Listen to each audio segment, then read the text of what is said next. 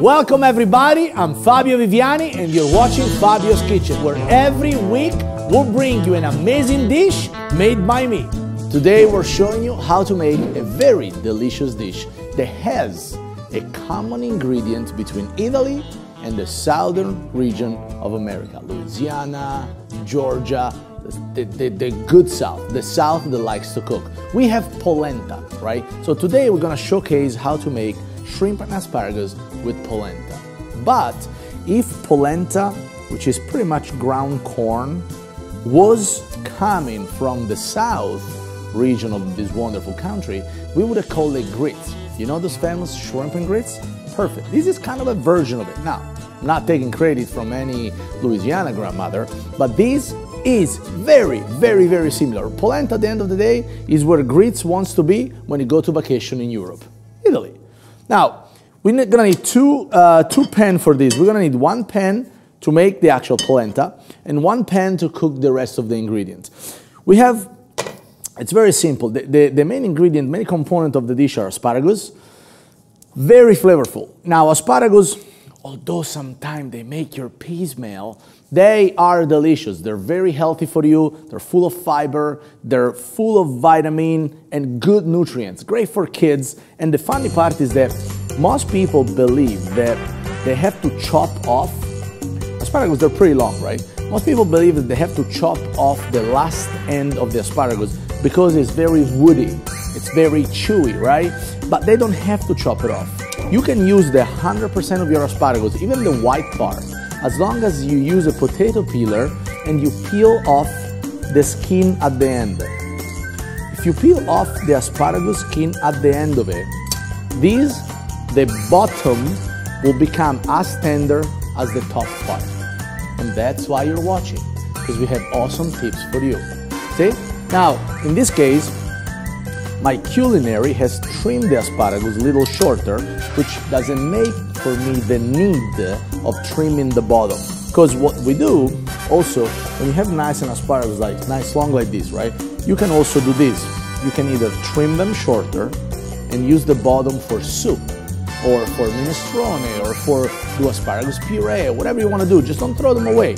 Instead of throwing them away, peel them and just consume these as much as you would the rest. Now, with my asparagus, here's what we're gonna do. I'm gonna get, I don't have a knife. I do. I just didn't put it out there. It's perfect.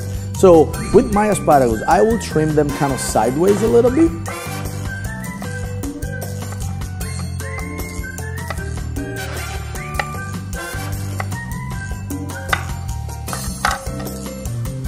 And put them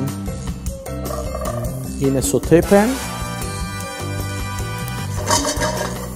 hot sauté pan with a little bit of olive oil and some salt.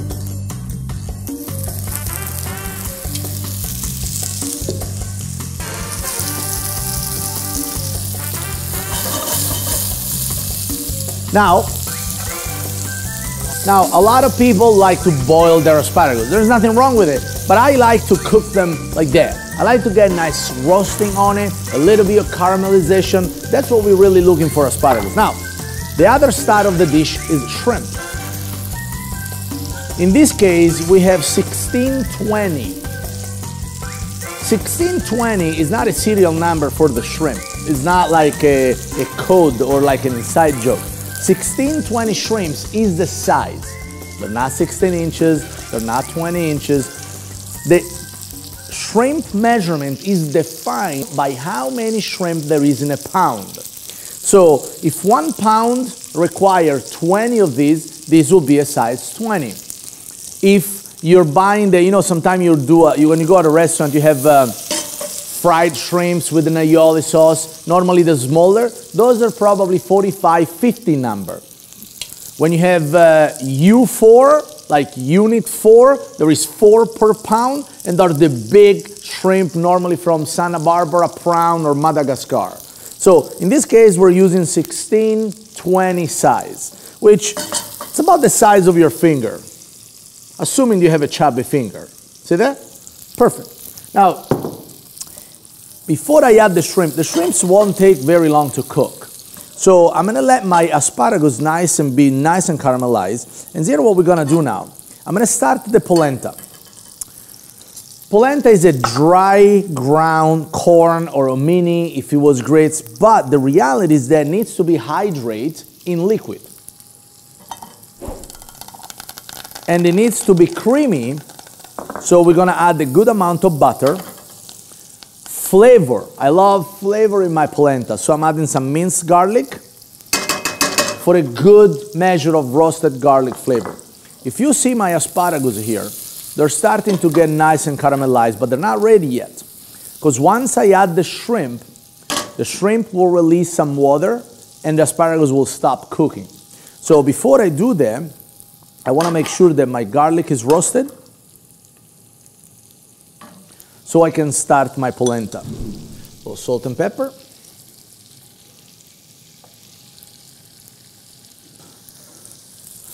And asparagus is also a very super forgiving ingredient. You know, you can cook it as long as you like, and they might be overcooked, but they're still delicious. So now, let me add the shrimp.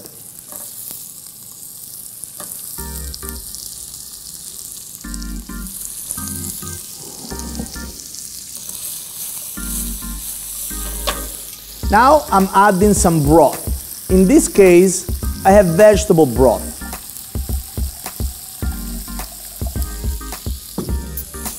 And I'm adding the polenta.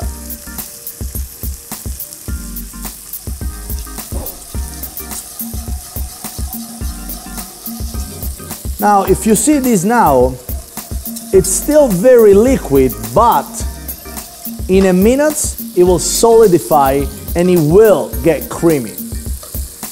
Turning my shrimp.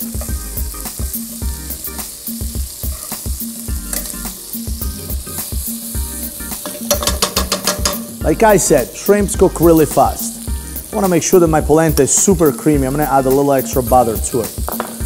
And now that the shrimps is getting cooked, I want to add a touch of garlic to my shrimp and asparagus, as well as a little bit extra butter, just for creaminess. So that butter melting will bring all these nice ingredients together.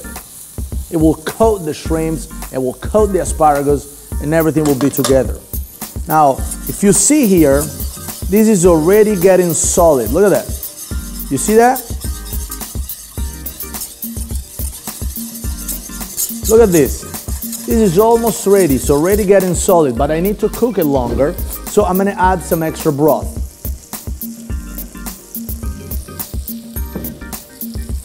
The shrimps are done. They're pink. Cooking shrimps is the easiest of maneuver. All they need is a good heat source. In this case, we got them on a sauté pan. Grill will be the same. Oven will be the same. Shrimp, it's an entry-level protein because they will tell you exactly when they are ready. If you look at my shrimp, some of them, they're nice and pink. Some other, they have some area where they're not quite fully cooked. As long as you learn how to recognize those, and they're pink throughout and the flesh is white throughout, your shrimp are cooked. It's not like a steak that you have to guess the inside compared to the outside. Shrimp are very easy.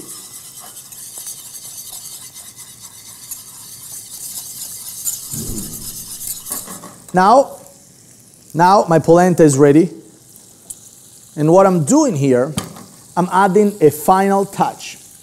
Some Italian grated cheese, some good grana padano for measure, and a teaspoon of sriracha for a little extra kick.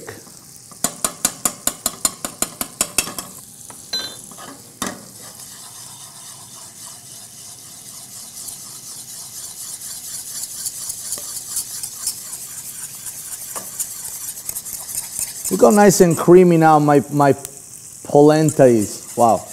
Look at that. Now, as I'm finishing the shrimp, I'm going to let some broth thin up the polenta, just a touch. Remember, the more broth you add, the creamier it will be, but you don't want to add too much because to a point, the corn will stop to absorb water and it will just be liquid. So that's off. That's off. one quick blush with some wine. Just few drops, just to take away the brown from the bottom. Now, here's what we're gonna do. I'm gonna add my green onion to it, and I'm gonna add a little Worcestershire sauce. A little saltiness, a little, to me, Worcestershire sauce almost reminds me anchovy flavor, which is very salty, a tad fishy, but not super fishy, all right? So now, we'll let that sit for a second.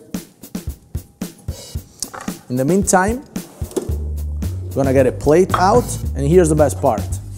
See how creamy the polenta is, look at that.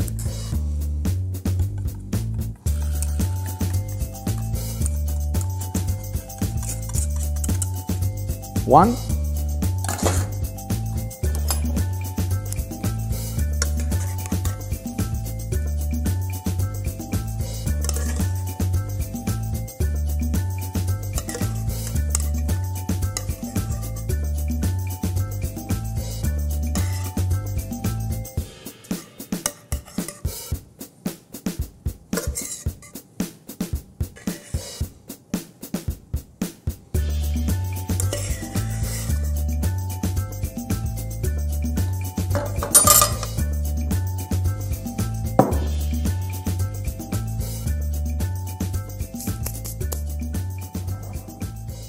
Creamy, cheesy, a little kick because of the sriracha. The shrimp are super soft. They're almost like peel and eat without the peel because we did the work for you. Grab them by the tail, pop them in your mouth. The asparagus, they're crunchy because they're roasted, but the bite is still there and they're delicious. Very fresh, very bright in the dish, and everything is brought together by the butter sauce and the Worcestershire sauce. Shrimp and polenta with asparagus. You're watching Fabio's Kitchen.